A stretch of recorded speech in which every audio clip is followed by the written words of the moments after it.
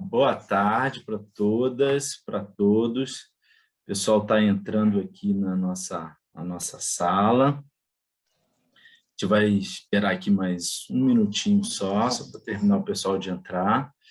E a gente dá início aqui ao nosso sexto e último diálogo da série Agendas para o Brasil. Então, já vou informando, né, pessoal, que esse diálogo está sendo gravado, né? Ele está sendo gravado, assim como os 5 anteriores foram. Eles ficam disponibilizados no site agendasparobrasil.org.br. Então, lá, enfim, quem perdeu os últimos diálogos pode acessar os diálogos anteriores lá e acompanhando aí esse esforço da gente pensar novas agendas para o nosso país num cenário aí de reconstrução política, né? Tem a tarefa de derrotar o Bolsonaro e tem a tarefa de reconstruir o país na sequência. Então, o Agendas para o Brasil é um esforço nessa direção, né? É uma iniciativa criada aqui pelo Núcleo Sumaúma, que eu faço parte, também junto com outras pessoas que estão aqui no encontro, e o Núcleo Sumaúma tem o objetivo de fomentar a criação e o adensamento das agendas progressistas para o nosso país nos próximos anos, né? A gente tem uma tarefa tanto programática, tanto de renovação dos atores políticos para a gente avançar com essa agenda de garantia de direitos no nosso país, e o Agendas para o Brasil é uma contribuição nessa grande tarefa. Então, já estou aqui um pouco dando as informações iniciais e a gente já vai começando aqui o nosso debate. Mais uma vez, boa tarde, né? Meu nome é Henrique Silveira, falo aqui do Rio de Janeiro. Como disse, sou um dos integrantes do Núcleo Sumaúma, e no Rio eu sou coordenador geral da Casa Fluminense, né? O nosso encontro de hoje ele tem como tema as políticas sociais e políticas de transferência de renda para um contexto de mudança, né, do mundo do trabalho, né? Então, quais são as políticas que a gente precisa construir num contexto de precarização do trabalho, de desconstrução das políticas sociais que foram feitas nos últimos anos, e na necessidade da gente avançar num debate de renda mínima, renda básica, transferência de renda. Aí os nomes vão variar, e aqui o debate vai ser importante para a gente falar sobre isso também. Eu queria sugerir que quem está entrando na sala possa se apresentar também aqui no chat, que aí a gente também tem uma noção de quem está participando conosco, de que lugar está falando também, de que lugar está acompanhando esse debate hoje aqui com a gente. Então, sinalizar aqui, a gente tem o site Agendas para o Brasil, vou pedir aí para o Gustavo também compartilhar o link no chat, que no site, pessoal, tem todo o esforço que a gente fez de compilar agendas programáticas, agendas no tema da educação, da saúde, da segurança, do tema de cidades, de justiça tributária. Então, é um esforço de agregação dessas agendas para que ela possa alimentar o debate eleitoral agora, né, em 2022, mas também orientar essa agenda de reconstrução que eu mencionei no início. Então, a gente tem tanto o site, quanto também a gente tem o nosso boletim, que é um boletim semanal, que é distribuído. Então, quem quiser deixar o e-mail aqui, a gente inclui, né, nessa mala direta para receber extratos desse levantamento sobre agendas programáticas que fizemos. E o terceiro elemento é o elemento dos diálogos, né, que a gente está aqui construindo, né, realizando o último diálogo. A gente tem hoje aqui 6 pessoas muito dedicadas ao tema, enfim, do combate às desigualdades, né, no nosso país. Então, a gente tem tantas pessoas aqui que trabalham na gestão pública, já trabalharam, são pesquisadores, mas também gente que vai disputar eleições esse ano, né, para, né, assembleias estaduais. Basicamente, é o time que a gente tem aqui hoje. Então, a gente faz uma mescla muito, muito rica nesse debate. E para a gente começar aqui, a gente vai ter uma dinâmica, cada um vai falar 7 minutos, né, buscando responder essas perguntas que eu levantei aqui na abertura, e, passada a rodada de 7 minutos, a gente abre aqui para os presentes compartilharem impressões, sugestões e a gente fazer o nosso papo. A gente vai começar com o professor Hélio Santos e, na sequência, vai ser a Jo Cavalcante, que vai falar de Pernambuco. Deixa eu ler aqui um pouquinho. Professor, quero te convidar para falar, professor Hélio Santos, que é professor, é escritor, é fundador do Instituto Brasileiro de Diversidade, é doutor em administração e também é presidente do board da Oxfam Brasil. Então, vai ser um prazer imenso, professor Hélio Santos, te ouvir aqui nesses 7 minutos para a gente abrir o nosso 6º e último diálogo do Agendas para o Brasil. A palavra está com você. Obrigado. Boa tarde, Henrique. É um prazer estar aqui com o Ricardo Henriques, também com a Letícia Bartolo, Wesley Teixeira, a Laura Cito e também a Jo Cavalcante.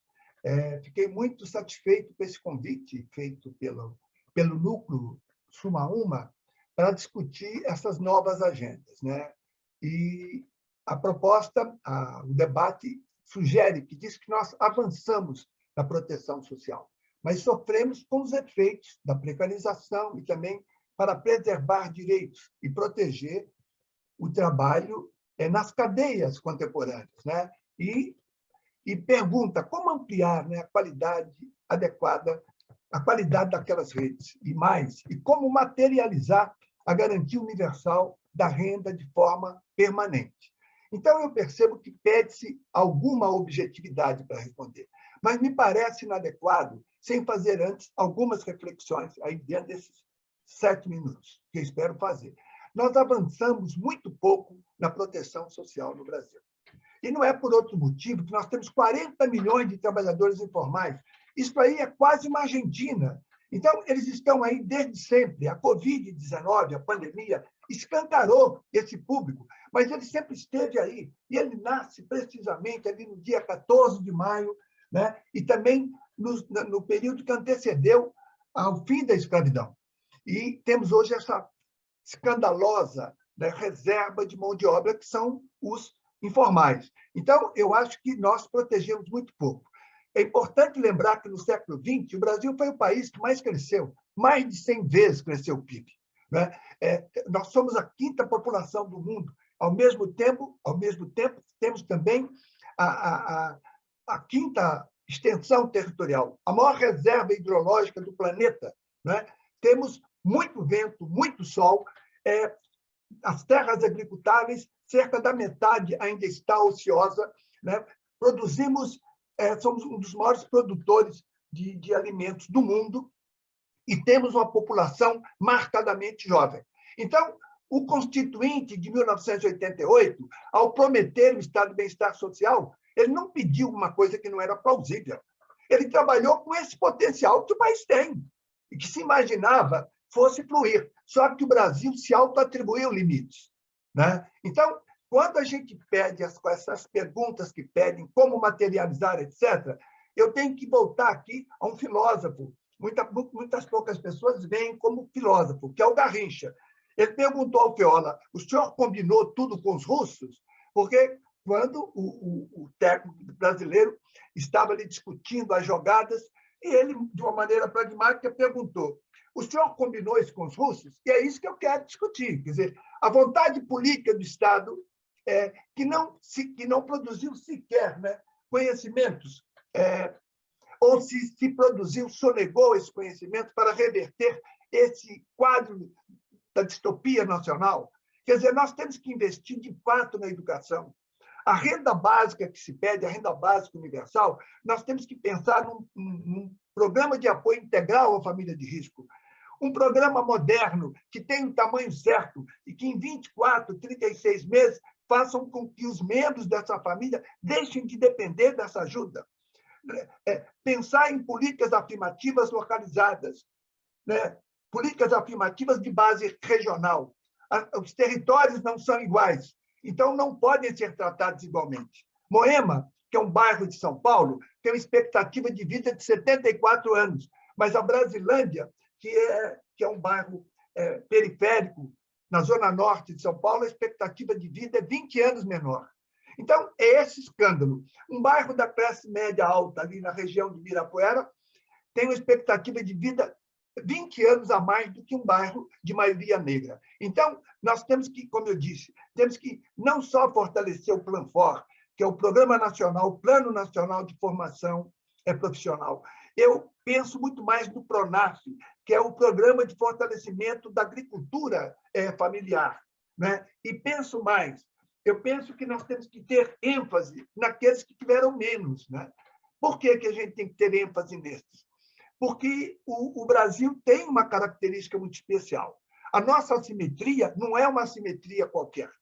Durante muito tempo, nós estivemos entre os 10 países mais ricos do mundo, tendo como referência o PIB. Estávamos junto com a Inglaterra, França, Estados Unidos, Japão, China, Rússia, mas, ao mesmo tempo, durante todo esse tempo que nós estávamos dentre os 10 mais ricos, nós também estávamos dentre os 10 mais desiguais. Então, a aritmética mais banal, Henrique, sugere que nós temos 20 países. Não, temos 19, porque o Brasil é o único que estava dentre os 10 mais ricos e também dentre os 10 mais desiguais. E a explicação simplista para esta assimetria, né, é de que, dentre os 10 mais ricos, o Brasil era o único de maioria negra.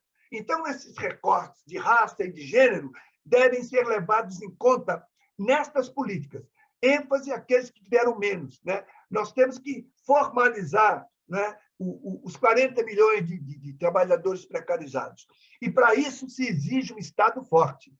A pergunta que o Núcleo Suma Uma faz, ela pede um sentido prático, mas a verdade é que tem que haver vontade política. Como, por exemplo, quando eu estabeleço o teto de gastos, eu retiro do teto de gastos os juros dos rentistas. Isso é vontade política. Mark Morgan, um economista que eu tenho citado, um economista irlandês, que defendeu o seu trabalho na Sorbonne sobre a desigualdade brasileira, ele diz algo que o movimento negro diz desde os anos 70. As desigualdades no Brasil, elas decorrem de uma decisão política de diversos governos.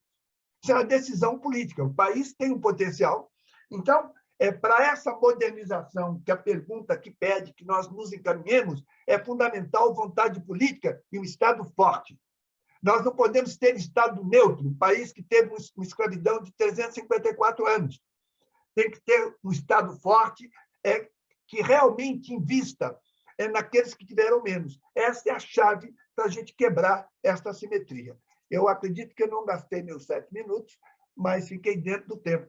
Basicamente, o que eu tinha a dizer é isso. Na sequência, a gente continua aqui com vocês. Obrigado. Perfeito, Hélio.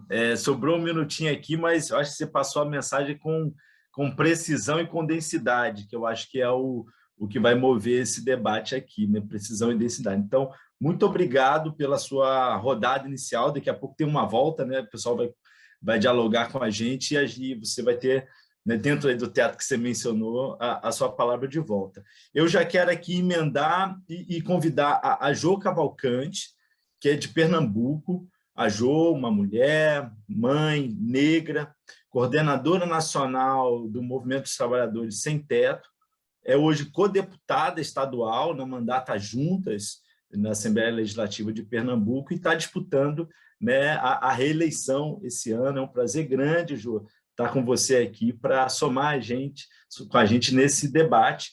E sei que daqui a pouco você tem que partir, porque tem convenção hoje do PSOL para sair a nominato em Pernambuco. Então, obrigado dobrado, sua disposição de estar aqui com a gente. E é isso. Quando faltar um minutinho, eu aviso para você do seu tempo. Obrigado. Palavra contigo. Primeiramente, queria agradecer, né, o convite para participar de um debate tão importante nessa conjuntura que a gente vive no Brasil, né, que é a questão dos novos rumos do trabalho, né, aqui no Brasil. A gente, primeiramente, agradecer ao Núcleo Suma Uma, né, e, como você falou, eu sou deputada, mas eu venho de um processo, né, do comércio ambulante, né, do comércio informal. Eu sou camelô de profissão, né, num país onde tem uma reserva, né, de trabalhadores informais, como o professor Hélio mesmo falou, onde não tem políticas públicas direcionadas a essa categoria, né? A gente sabe, aqui em Recife mesmo, é dita a cidade dos mascates, né? Que é a cidade do comércio, que veio dessa dissidência da população negra, da população pobre, que não tinha espaço para trabalhar, e ia fazer comercialização no CAIS, né? No CAIS, aqui no centro da cidade, e que que construiu essa cidade aqui na capital de Pernambuco, né? A gente sabe que aqui em Pernambuco também é a sexta cidade mais desigual, né, que tem no Brasil. A Recife está entre a terceira desigual. Então, aqui tem esse boom, né, de comerciantes informais em toda a cidade, né? A gente tenta, de alguma forma, incidir nas políticas públicas locais, mas eu acho que a política nacional faz com que esse desempregado, essa população, se expanda muito mais, né? A gente sabe que existe comerciantes informais no mundo todo, e com a uberização do trabalho faz com que cresça mais, né? O desemprego, depois da PEC, da reforma trabalhista, né? A gente vê que a reforma trabalhista, quando ela chega no sentido de ludibriar a população, dizer que vai gerar desemprego, onde já tem uma reserva, né, do trabalhador, e cresce ainda mais, né, quando vem a questão do trabalho intermitente. E isso empurra mais a classe trabalhadora para longe da formalidade, e sem ter o que fazer, vai para o informal, né? Vai ser o comerciante ambulante, vai ser camelô, vai ser entregador de aplicativo. E isso que a gente fala também diz muito sobre a retirada de direitos que a gente vê aqui no Brasil, né? Como o professor mesmo falou, essa questão da PEC aprofundou mais a questão do aprofundamento do trabalhador, né? Da necessidade desse trabalhador estar indo muito mais para a informalidade do que está dentro da formalidade. E como perspectiva, aqui a gente, no mandato, que a gente trabalha muito com esse setor, né, dos trabalhadores ambulantes, a gente fez algumas políticas afirmativas no nosso mandato, mas ainda é pouco, porque aqui a gente faz em nível de estadual. E isso tem que vir de uma lei que venha do Congresso Nacional, né, e que o próximo presidente que for eleito, ele coloque o trabalhador que está hoje na informalidade num plano onde esse trabalhador tenha direito, como um ponto de apoio, os trabalhadores que trabalham com Uber, pontos de que o trabalhador não tenha que trabalhar 12 horas, né? Revogar essa PEC, que é essa PEC que destrói tudo, né? Essa reforma de trabalho que aconteceu aqui no Brasil. Então, o que a gente vê enquanto trabalhador informal, os trabalhadores que estão nessa situação, é que os movimentos sociais que atuam nesse processo têm muito a contribuir, porque a gente passa por um sistema onde antes as greves nas fábricas era o que trazia os direitos para os trabalhadores. Mas hoje, esses trabalhadores que viviam nas fábricas, hoje estão nas ruas, estão no centro da cidade. E qual política pública decente vai ser destinada para essa categoria, né? Então, o que a gente vê é que o Estado também se responsabilize por esses trabalhadores. Então, o que, no nosso ver, enquanto trabalhador que está junto mais próximo desses trabalhadores, a gente, enquanto gestão de mandato, a gente pensa que os governantes que estão aí chegando se preocupem muito e tenham acessibilidade nessa pauta tão importante. E eu acho que o primeiro processo que tem que acontecer é revogar essa questão da reforma trabalhista, revogar essa PEC, onde tira todo o direito do trabalhador hoje no Brasil, né? E quanto esse processo da renda básica, que é universal, que o professor fala, é importantíssimo dar um suporte a esses trabalhadores, porque não adianta só colocar eles dentro de uma escala de trabalho escravocrata, se não dá pelo menos um recurso para ajudar nesse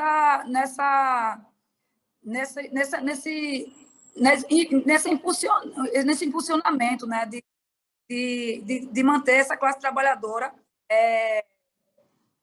com algum, pelo menos com algum recurso de apoio, né? Então, eu não vou conseguir ficar até o final, né? Como o Henrique mesmo falou, eu acho que a conjuntura diz muito hoje o que é o mundo do trabalho. Deu 5 minutos aqui, tá, Jô? Aí você pode... Não, falta 2. Essa conjuntura diz muito o que é o mundo do trabalho, né? Como a gente vê na Argentina, como a gente vê na Colômbia, né? O que fazem, né? Essa rede de trabalho com esses informais, né? Então, essa é a minha contribuição. Não sei se basicamente é o que vocês queriam ouvir, mas o que eu trago de experiência de estar também, de ter vindo dessa classe trabalhadora que leva sol, chuva, vento, e muitas vezes não tem seu direito garantido, né? Não tem nem sua aposentadoria garantida, é a visão de quem vem desse processo, né? Que a gente tem que estar em diálogo com esses movimentos sociais também, que de alguma forma está organizando a classe trabalhadora. Então, é isso. E muito obrigada. Obrigado você, Jô, e mais uma vez, obrigado por estar aqui. Sei que você está já com a cabeça aí na outra tarefa, valeu mesmo, mas eu acho que você traz questões importantes sobre a atenção que a gente vai precisar ter com relação aos trabalhadores informais, né? A participação deles na construção desse sistema de proteção social, né? E como é que se vai revisar, né, elementos, né, a reforma trabalhista. Acho que esse é um tema importante que vai voltar, né, no próximo ciclo. Obrigado mesmo. Agora, eu já vou chamar a Letícia Bartolo, né, para dar a contribuição dela. Letícia, que é socióloga, especialista em políticas públicas e gestão governamental, né? A Letícia, né, subsecretária nacional de Renda da Cidadania, tem toda uma carreira federal nessa área de políticas públicas desde 2002, né, e tem se dedicado à pesquisa e gestão de programas de transferência de renda, né? Já foi diretora do Cadastro Único, já foi secretária nacional adjunta de Renda da Cidadania, como mencionei, e responsável pela gestão federal do Bolsa Família. Então, acho que Letícia traz muitos elementos a partir da gestão pública para a gente pensar o aperfeiçoamento desses programas, né, nesse contexto aí de reconstrução que a gente mencionou. Então, Letícia, prazer grande estar com você aqui. Estou com um caderninho aqui para anotar muitas questões. Palavra com você. Obrigada, Henrique. Boa tarde a vocês. Primeiramente, obrigada pelo convite. Segundo, eu vou fazer um esclarecimento de início que eu já fiz quando a gente estava ali na salinha antes de abrir. Eu estou saindo de uma gripe e entrando numa sinusite, que para mim é tão óbvio, assim, é óbvio na minha trajetória, é sempre assim, mas perdoem qualquer falha de voz ou quando eu desligar a câmera para suar o nariz. Então, por favor. Eu quero deixar claro que eu fui secretária e fui diretora, não só agora. Felizmente, eu não participei do caos que esta gestão atual causa nas políticas públicas brasileiras, né?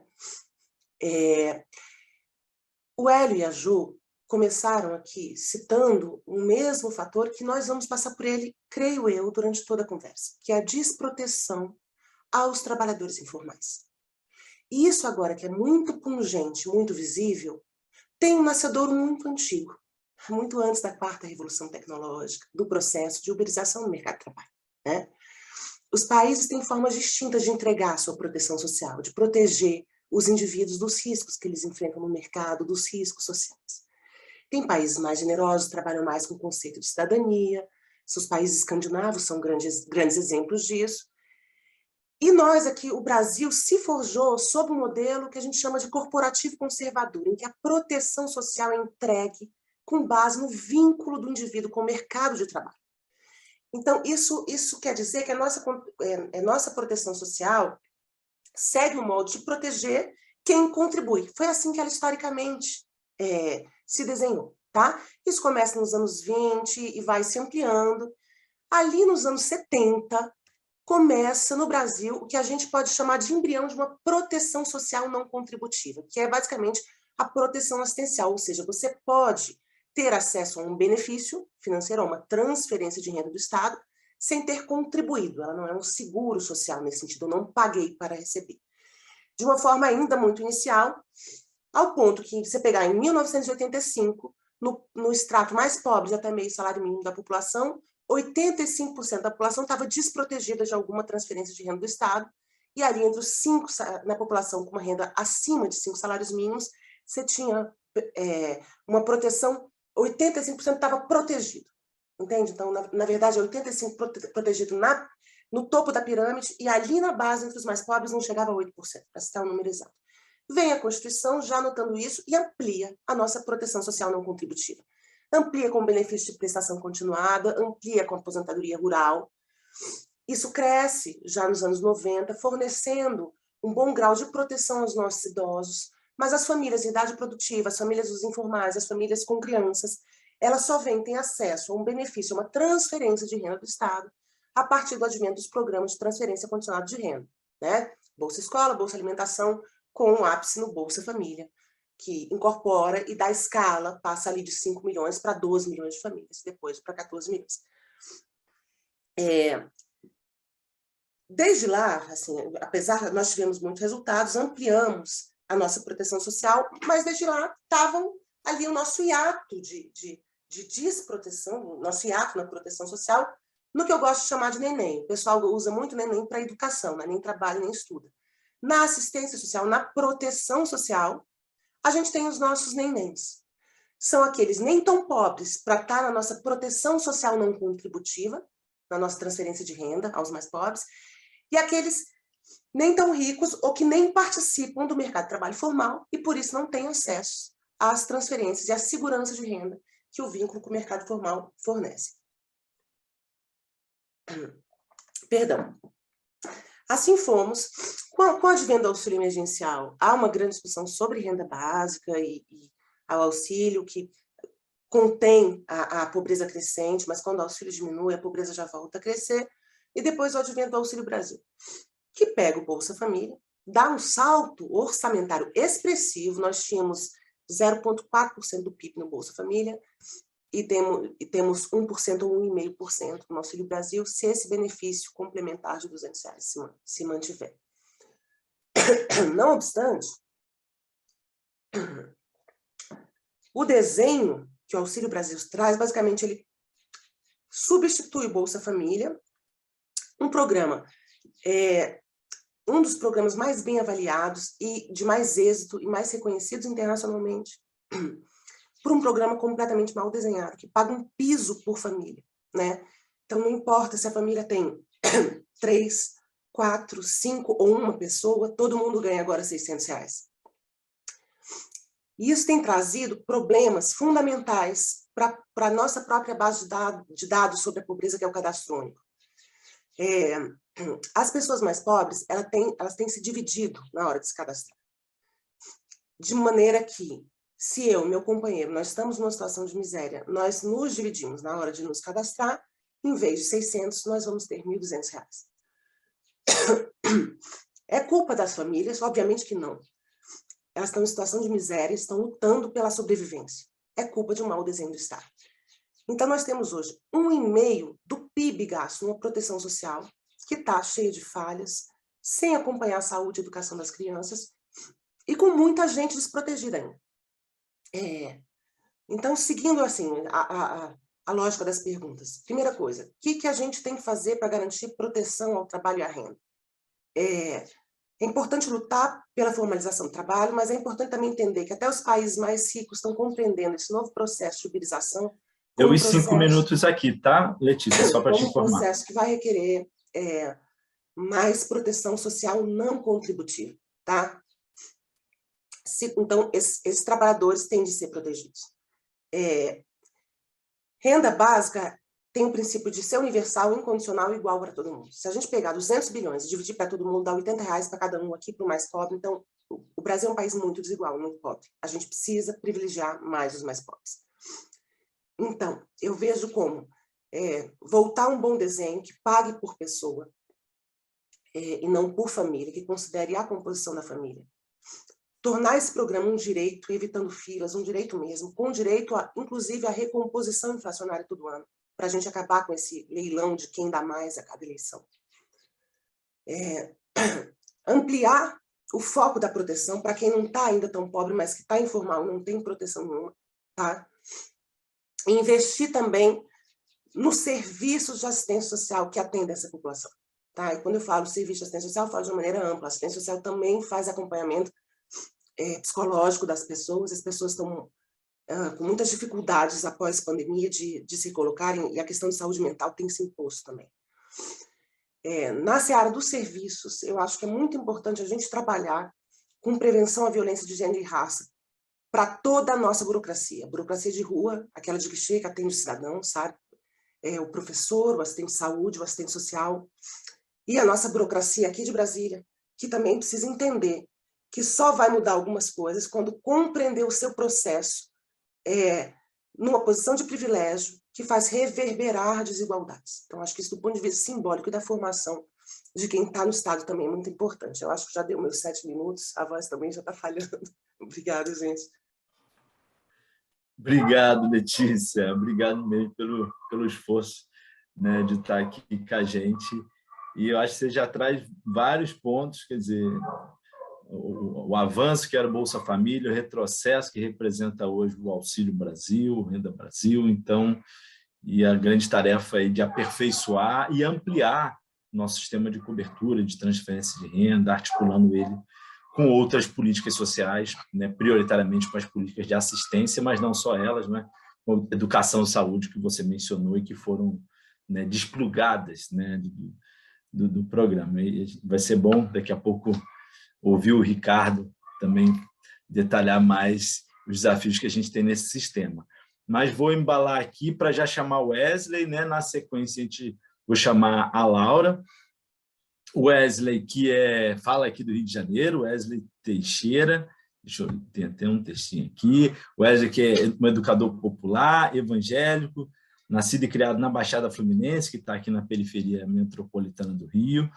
Wesley é do Partido Socialista Brasileiro, PSB, e há 13 anos, né, milita em projetos de educação, direitos humanos e movimentos sociais. Já ajudou a fundar alguns movimentos sociais aqui no Rio, o Movimento a Caxias, pré-vestibular comunitário, e, principalmente, Wesley é hoje pré-candidato a deputado estadual na Assembleia Legislativa do Rio de Janeiro, um lugar super complexo, e o Wesley está, né, se colocando à disposição para fazer esse enfrentamento lá, e uma das pautas do Wesley é o tema do combate à fome, né? Atuou muito no período da pandemia com esse tema, e aí, Wesley, a gente queria te ouvir um pouquinho mais como você tem pensado, né, e formulado a questão do enfrentamento à fome, o fortalecimento das políticas sociais na sua... E como é que você tem transformado isso em bandeiras de lutas com um possível mandato? Então, bola contigo, prazer estar aqui com você dividindo. Pô, a alegria é minha e o nervosismo também. Eu estou aqui, né, com os meus mentores, eu vou falar para quem me ensina, né? Então, estou aqui com o Ricardo, estou vendo aqui o Hélio, estou vendo você, Henrique, que são pessoas que, enfim, são muito importantes no processo de pensamento mesmo dessa política.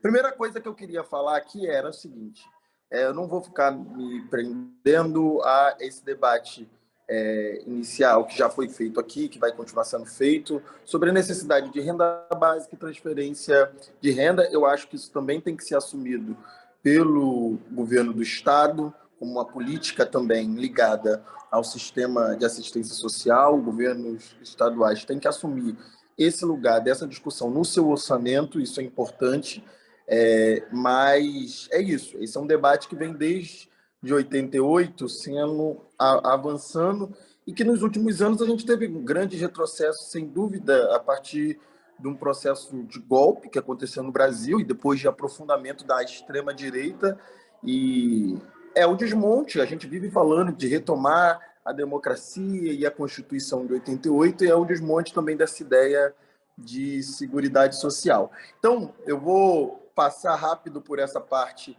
de transferência de renda e de renda básica para a parte de agricultura familiar, que é outra parte que eu acho que é importante entrar aqui na discussão sobre combate à desigualdade, à fome, e nesse lugar, né? A gente aqui na pandemia, viu o preço das coisas subindo muito. E o movimento negro fez uma iniciativa chamada nacionalmente de Tem Gente com Fome pela Coalizão Negra por Direitos. Parte dessa iniciativa, a gente entregou alimentos orgânicos nas comunidades produzidas pelos pequenos agricultores, e aqui no Rio de Janeiro, dessa região metropolitana, principalmente de Caxias, da Baixada Fluminense. Para quem não conhece, essa região tem o potencial de ser um cinturão verde. Ela fica próxima a vias de grandes vias, né, como a Dutra e o Arco Metropolitano. E, por exemplo, metade de Caxias é zona rural, parte das outras cidades da Baixada também, e se você for pegando ali a região serrana, com muito potencial de produção.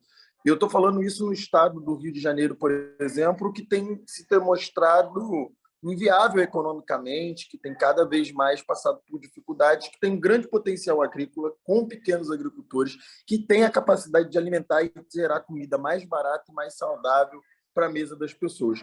Isso que eu estou falando poderia e deve ser política de Estado, apesar da gente ter feito como sociedade civil. Como sociedade civil, a gente atendeu no Brasil mais de 240 mil famílias durante uma pandemia. Isso mostra que a sociedade civil tem que assumir um compromisso também de articulação desse tipo de política pública. Eu tenho dito que é quem sente na pele que também pode trazer soluções. E estou dizendo isso porque um exemplo disso, que a gente poderia dizer, mas entregamos essas comidas e isso ficou só durante a pandemia. Não, a gente conseguiu transformar parte disso, por exemplo, em cozinhas solidárias. Atualmente, a gente está gerindo com a Fiocruz, que aí já entra uma parte que é importante, porque nós não estamos só a sociedade civil que enfrentou essa pandemia, que foi quem ajudou boa parte das nossas famílias a não morrerem de fome através do movimento negro no Brasil, e eu tenho muito orgulho dessa campanha ter sido organizada pelo movimento e pela Coalizão Negra por Direitos, não produziu só a entrega de alimentos, a gente produziu organização e políticas públicas. O Movimentos, por exemplo, produziu uma sequência de dados que reafirmam coisas que a gente já dizia. Então, por exemplo, teve uma pesquisa que mostrou dados que estavam até não estavam no primeiro momento quando a gente começou a campanha, né? Então, no final da campanha, a gente mostrou que 63% das pessoas que receberam alimentos no Alemão, na Amaré e na Cidade de Deus ficaram sem água, que existia uma média de de 3 pessoas por cômodo, que metade das pessoas perderam um emprego, reafirmando dados que já existiam, da ONU, do IBGE e do CadÚnico, mas dados agora produzidos pelos próprios sujeitos. E por que eu falei da Fiocruz? A gente conseguiu uma emenda com o Marcelo Freixo, que é deputado federal, para a produção dessas cozinhas solidárias. Então, a cozinha solidária é uma política de combate à fome, como já foi em algum momento o restaurante popular, mas com uma articulação da sociedade civil. E esses agricultores que deram um salto de qualidade, graças ao investimento que foi feito durante o processo da campanha Tem Gente com Fome, hoje são parceiros na distribuição desses alimentos nas cozinhas solidárias. Alimento saudável, gerando renda e combatendo a desigualdade. Uma outra coisa que eu também queria falar... Deu 5 minutos aqui, tá, Wesley? Tá. A última, então, coisa que eu queria falar é geração de emprego. Como gerar emprego e também resolver certos problemas sociais. Eu queria trazer a pauta sobre obras de infraestrutura. A importante, por exemplo, a Baixada Fluminense e São Gonçalo e 4 cidades da Baixada Fluminense estão entre as 10 piores de saneamento básico no Brasil. Saneamento básico é uma forma de gerar emprego próximo da habitação e empregos que muita gente pode se candidatar e se inscrever, porque não exige tantos critérios, né, sobre qualificação profissional. Então, a população já faz isso no que a gente chama no famoso multirão. Então, é a própria população que resolve o seu problema. Quando o Estado poderia, por exemplo, fazer obras de infraestrutura, resolver o problema de saneamento básico e resolver outros problemas, porque ele acaba economizando em saúde e resolve problemas ambientais muitas vezes. Parte desse esgoto que não é tratado é jogado nos rios que vão parar na Baía de Guanabara. Então, observa, o Estado pode fazer obras de infraestrutura que gerem emprego, mas ele toma uma escolha. Eu quero terminar aqui com essa porque foi o que a gente viu durante a pandemia. Durante a pandemia, por exemplo, o atual prefeito da minha cidade, que agora é vice-candidato na chapa do Cláudio Castro no Rio de Janeiro, decidiu que iria remover 56 famílias da beira do rio para fazer uma obra de uma avenida. E a proposta que ele fez para remover essas 56 famílias, quando a gente chegou lá, a gente foi chamado, porque a gente entregava alimento para essas famílias. Eu cheguei, perguntei para o secretário que estava lá de Obras e Infraestrutura se ele tinha autorização legal ou se ele tinha um conselho tutelar para tirar as crianças. Ele disse: eu sou o secretário e vou fazer. Aí entramos num imbróglio, numa briga, a gente jogou o carro blindado na frente da draga, disse que ele não ia fazer, porque ele não tinha autorização legal, chamamos a justiça, abrimos briga com eles no Ministério Público, começamos uma briga, estou resumindo para cumprir meu tempo. Na primeira proposta dessa briga, a proposta foi que o governo daria R$200 para essas famílias saírem dali, porque elas tinham pegado barraco e que o governo não indenizaria barraco. A gente tem que comprar uma briga para explicar que aquelas pessoas ali dentro do barraco era que estavam sendo indenizadas, não a madeira que estava ao entorno deles, né? E essa briga a gente ganhou na justiça, depois de fazer pressão sobre a Câmara, que aprovou um projeto de lei que dava aluguel social para essas famílias durante 1 ano. Esse projeto foi vetado pelo prefeito e ele aceitou a negociação no Ministério Público. Então, hoje, o nosso movimento tem 56 famílias que passaram 1 ano recebendo aluguel social e que a gente quer a moradia definitiva. Enfim, essa articulação entre sociedade civil, universidades, Estado, orçamento público, é o que eu acho que cabe a nós como mandatos de pessoas negras de periferia e que estão debatendo esse tema tão importante da Seguridade Social.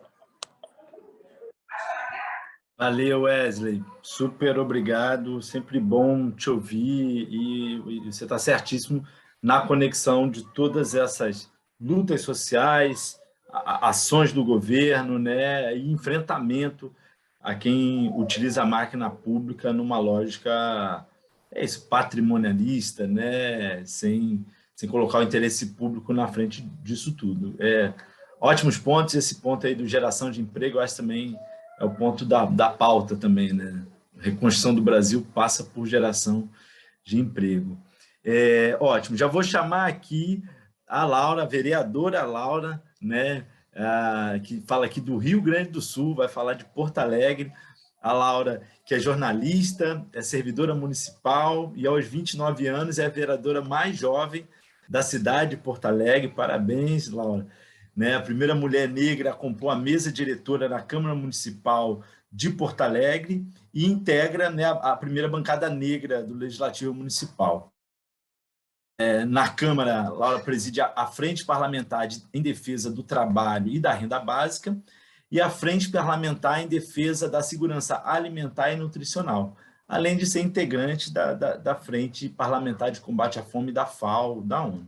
E o mais importante, né? A Laura é pré-candidata a deputada estadual nas eleições de 2022 e faz parte do Estamos Prontas, que é uma plataforma que apoia mulheres negras na política em todo o país. Laura é a candidata, né, do Estamos Prontas no Rio Grande do Sul. Laura, um prazer grande estar com você aqui nesse momento e a bola está contigo.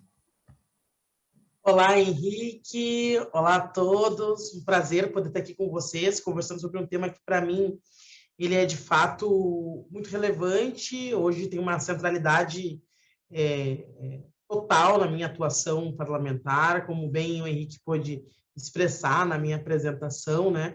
Tenho me dedicado muito aqui a pensar como, a partir do espaço do parlamento, né, eu posso contribuir desde maneiras de elaboração, ações legislativas, ações diretas, um pouco no acúmulo em relação ao enfrentamento à situação que nós vemos no Brasil, né? O projeto neoliberal, ele entende que os direitos sociais e o desenvolvimento produtivo como agendas que são conflitantes. Isso se mostrou falso. Nos disseram que destituir um projeto popular poderia conter a inflação. E, ao longo desse período, aí, desde o golpe contra a presidenta Dilma, a gente vem testemunhando o quanto que isso foi, na verdade, uma mentira, né? Eles nos disseram que a reforma trabalhista podia gerar empregos. Outra mentira, que a vida mostrou, e os indicadores deixam muito nítido, né? Nos disseram também que a reforma previdenciária ela poderia atrair investimentos para o Brasil. Uma outra mentira que caiu por terra, né? Portanto, para nós, o caminho para a proteção universal do trabalho, da renda, como pressupostos da implicação do desenvolvimento econômico com o social, né? Eles são, portanto, indissociáveis. O Brasil não estará melhor com um PIB grande, convivendo com desemprego, desigualdade, concentração de renda, e eu acho que o professor Hélio aqui explicou isso perfeitamente, mesmo quando nós estávamos num momento pleno, digamos assim, com pleno emprego, né, com melhores condições de vida para os trabalhadores, nós ainda figurávamos nos indicadores de um dos países com maior desigualdade socioeconômicas do mundo, né? Então, proteger os direitos. O trabalho exige mobilização dos atores sociais, ação do Estado, ação no sentido de regular as relações, de garantir e efetivar direitos e distribuir rendas. Além disso, também, o Estado ele deve estimular pequenas cadeias produtivas, a geração local de renda, né? Isso pode atravessar desde as compras públicas, que são importantes para isso, como a compra de alimentos da agricultura familiar, o PNAE, que em vários estados, como o meu, inclusive, passa sérias dificuldades da sua implementação, né? E que é um exemplo para o mundo de como é possível isso, né? Um dos programas mais completos que temos aqui no país, né? É uma moeda local em programas sociais, reformas de casas das comunidades com mão de obra local, enfim, são vários exemplos de como é possível gerar renda e trabalho. Eu aqui em Porto Alegre trabalho muito sobre isso, tem até um projeto de lei aqui na casa sobre a questão do investimento, a inovação na periferia, né, com investimento local para poder aquecer a economia local, combater aí, fomentar a geração de renda local, né? Então, nós não podemos pensar que o mercado e as transformações do mundo, nós não podemos pensar que o mercado e as transformações do mundo darão conta dos desafios. O avanço tecnológico, por exemplo, ele não correspondeu às melhores das condições e das dinâmicas de trabalho. Pelo contrário, em alguns casos, né? As novas tecnologias elas podem otimizar a produção, mas também representam mais carga de trabalho sem direitos, como é o caso dos motoristas e entregadores de aplicativos, aí a uberização do mercado de trabalho. As tecnologias, até o momento, elas significam um aumento da concentração de renda. Isso também é um debate importante da gente fazer no montante dessa discussão sobre as desigualdades que nós vivemos, do cenário de aprofundamento das desigualdades que nós vivemos no Brasil. E esses avanços tecnológicos eles diminuem o custo de produção. Porque não podem, se eles representam uma diminuição dos custos de produção, por que eles não podem representar também uma melhora nos salários? Se permite agilidade na execução das tarefas, por que não permitirem menores jornadas de trabalho? Uma discussão aí que ultrapassa os últimos 40 anos no Brasil. E o que será feito com as substituições do trabalho pelo uso das tecnologias? É a partir dessas últimas perguntas que o debate da renda básica universal ganha ainda mais força. Essa é a ideia de mais de 500 anos e de moral inquestionável. Mas com transformações do mundo fazem dela um imperativo a gente poder debater também como que nós vamos repensar o mundo do trabalho no momento presente com os desafios que os avanços tecnológicos também nos colocam para a classe trabalhadora. O entendimento dessa importância cresceu com a pandemia, que evidenciou o desamparo social no mundo. A própria ONU se posicionou favorável à renda básica universal durante a pandemia do Covid de 2019. Poderia dizer aqui que até o Banco Mundial, inclusive, né, no seu relatório anual, acho que 2020, em dezembro, aponta, né, uma renda básica emergencial como um mecanismo paliativo aí para mitigar os efeitos da retração econômica em relação à pandemia, né? Então, o Brasil ele precisa encontrar a sua alternativa de renda básica. Experiências internacionais e nacionais provaram esses benefícios. Uma experiência de renda básica da Namíbia reduziu de 76% para 47% a população em linha de pobreza extrema. No Brasil, o Bolsa Família e Auxílio Emergencial também tiveram efeitos imediatos sobre a condição de dignidade do povo. Nós precisamos de alternativas permanentes, seguras. A população não pode ficar refém de idas e vindas de políticas econômicas. Hoje nós temos 33 milhões no Brasil passando fome. São mais de 10 milhões de desempregados. Nós não temos saídas para a crise se não forem políticas de segurança alimentar e de garantia da renda. né? Esses dias, semana passada, eu estava aqui o professor Graziano em Porto Alegre, a gente teve uma conferência estadual de segurança alimentar e nutricional. Estávamos debatendo sobre também a importância do nutricional em relação à segurança alimentar, porque, de fato, entre os níveis de moderado a severo, né, hoje nós temos no Brasil aí 62 milhões de brasileiros, na verdade, que vivem em uma situação de insegurança alimentar. Né? Isso é mais de 25% da população, né? É muito, muito grave o cenário que nós estamos vivendo. Eu aqui em Porto Alegre, a gente tem... Laura, 1 minuto, tá, Laura? Tá. Então, assim, acabou ficando... Sem problema. Então, é importante a gente poder pensar sobre isso. Pode falar. Também é preciso a gente poder fortalecer as redes de socioassistencial. Né? Eu sou daquelas que defendem a coordenação nacional e a articulação de programas dessa envergadura, mas para isso é preciso nós envolvermos os equipamentos de onde a política chega, que é no município. Quando nós estamos com dor de cabeça, a gente bate num posto de saúde. Mas quando a gente está com fome, onde é que essa família vai? Né, onde ela perde a perspectiva de renda, de trabalho, né, onde é que ela chega. Enfim, eu finalizo, Henrique, por aqui, né, nós precisamos construir não só políticas, mas também como equipamentos para efetivá-las nos estados e nos municípios.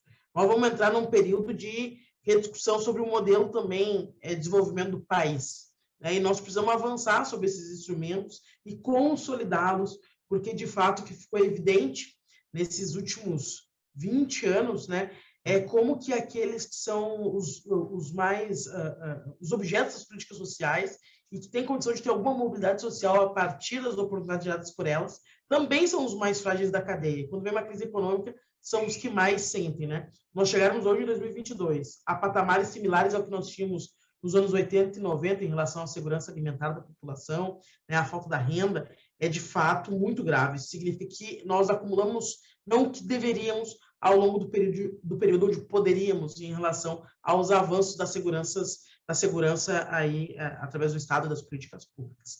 Enfim, então, contribua aí, já esgotei meu tempo, mas contribua aí um pouco com esse conjunto de reflexões. Muitíssimo obrigado, Laura. Você traz isso, a complexidade, novamente, cruzando o debate, né, desde fome, seguridade social, enfim, acho que diversos elementos e atravessados pela sua prática legislativa aí na Câmara de Porto Alegre. Então, mais uma vez, obrigado e parabéns aí pelo mandato tão aguerrido. Obrigado. E agora aqui, um prazer imenso, e a gente se vê na sexta. E agora aqui, para fechar a nossa rodada, aqui com muita alegria, quero convidar Ricardo Henriques, que muitos anos de experiência na gestão pública, na condução de políticas públicas, e que tem muito para contribuir com esse debate nessa noite com a gente.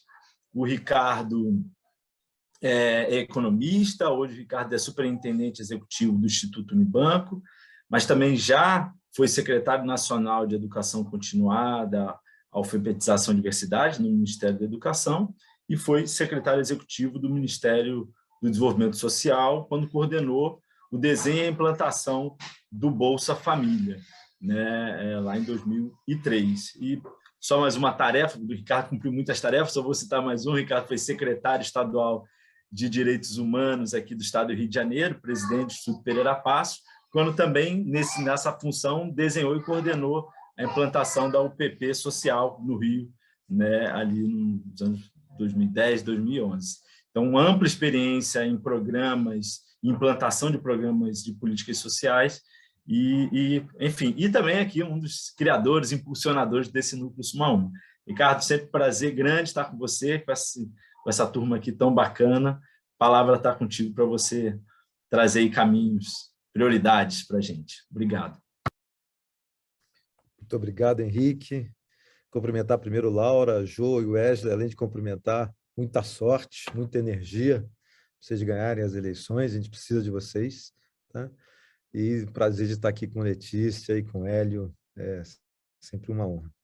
E comentários gerais para os 7 minutos, sabendo tudo que fantástico já foi dito.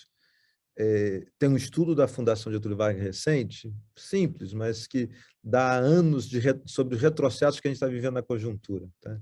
E é basicamente o seguinte, eles estão dando coisas como a pobreza volta para o nível de 2010, 12 anos atrás, né?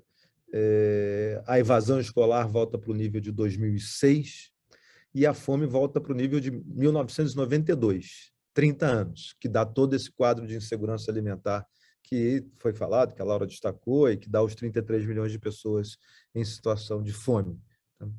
Mas a gente tem, do ponto de vista estrutural, eu queria só destacar, simplesmente pensar, 3 elementos chaves para a nossa discussão aqui. A redefinição, a reestruturação completa do mundo do trabalho, né?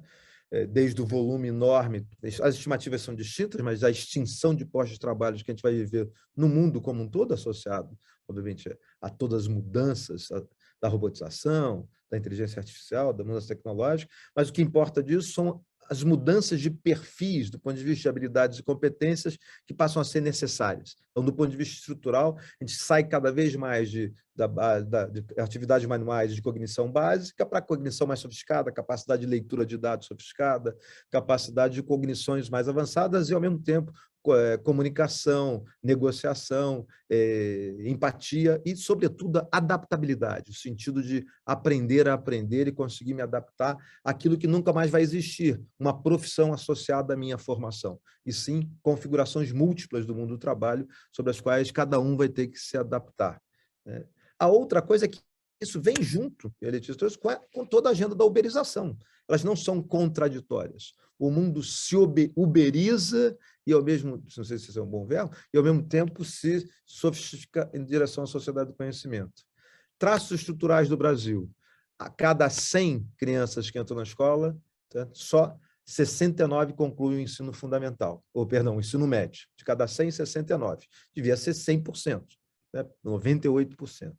Quando a gente faz o recorte étnico-racial, de cada 100 meninas brancas que entram na escola, 80 concluem, o que é melhor, mas não é o desejado. De cada 100 meninos, homens, negros, que entram no ensino básico, no primeiro ano do ensino fundamental, só 53 concluem o ensino médio. Mais do que isso, o nosso ensino técnico profissionalizante tem a cobertura de 9% da população. 9% das matrículas, se a gente quiser aqui, são de ensino técnico profissionalizante. A média da OCDE é de 38%. E, para o ensino superior, a gente está em torno de 20% dos jovens de 18 a 24 anos. Ou seja, do ponto de vista estrutural, a gente tem uma contradição em movimento. A sociedade do conhecimento se acelerando, a recomposição radical do mundo do trabalho para agendas mais sofisticadas, um processo de uberização e a gente distante radicalmente daquilo que é básico da formação educacional para viabilizar essa inserção. Aí, qual é o duplo movimento, só para em tweets que a gente está falando? Conversa totalmente com o que Hélio trouxe, mais ainda com o que Letícia trouxe, mas com 2 elementos que eu acho que a gente podia estar discutindo aqui. Um movimento, 2 elementos para pensar uma agenda de desenvolvimento do país, né? Com seus rebatimentos para várias vezes. Um movimento que a gente precisa radicalizar de transformação da pegada da abordagem para a política educacional desse país. Tá? A gente precisa se plugar em direção àquilo que está sendo movido na fronteira do conhecimento, na fronteira do conhecimento não só de pesquisa e inovação, que também devia estar plugado, mas, sobretudo, na educação básica. A gente está teve retrocesso gigantesco, obviamente, nesse período anômalo que estamos vivendo, mas não basta nos recolocar nos trilhos anteriores, a gente precisa estar em trilhos mais contemporâneos do projeto educacional e acelerar radicalmente a velocidade. O risco é, em 1 década, no máximo 2 décadas, as juventudes brasileiras estarem totalmente fadadas ao limbo da inserção no mundo da sociedade do conhecimento. Tá? Isso não é retórica, é probabilidade. E, obviamente, vai ser muito mais incidente sobre os mais vulneráveis. Os mais vulneráveis serão os jovens negros, indígenas, periféricos, tá certo? E, sobretudo, os meninos, nesse caso. Tá? Agora, a outra coisa, que aí, por causa aqui, faltam 2 minutos um pouquinho, é a reestruturação da política social como um todo. E aí, totalmente em linha com o que Letícia trouxe, quer dizer, sabendo de toda essa reconfiguração do mundo do trabalho, como é que você fazer uma proteção social não contributiva mais consistente, adequada aos volumes dos desafios da desigualdade que nós temos hoje e considerando o contexto de precarização que a gente viveu acelerado agora. não vou repetir, todos os elementos que a Letícia trouxe de redesenho do Bolsa Família são fundamentais, sobretudo recompor parte do desenho que a gente tinha na origem, mas melhorá-los de forma significativa, aumentar o peso das crianças nesse processo, aumentar a cobertura, entrar nas franjas que não são exatamente abaixo da linha de pobreza, ou seja, dar conta de aumentar valor, cobertura e peso das crianças. Mas o outro lado é a nova infraestrutura social que é fundamental. Quanto tempo eu tenho, Henrique? 1 minuto? Não, tem 1 minuto e pouquinho. 2 minutos. 2 minutos, tá. Ricardo. Então, o que é essa nova infraestrutura social? Por um lado, a gente não pode esquecer a necessidade de ter uma radical inclusão digital, com as limitações que a gente tem. Sequer as nossas escolas estão perto de ter conectividade, quanto mais conectividade em larga escala, em banda larga, tá certo? Perdão.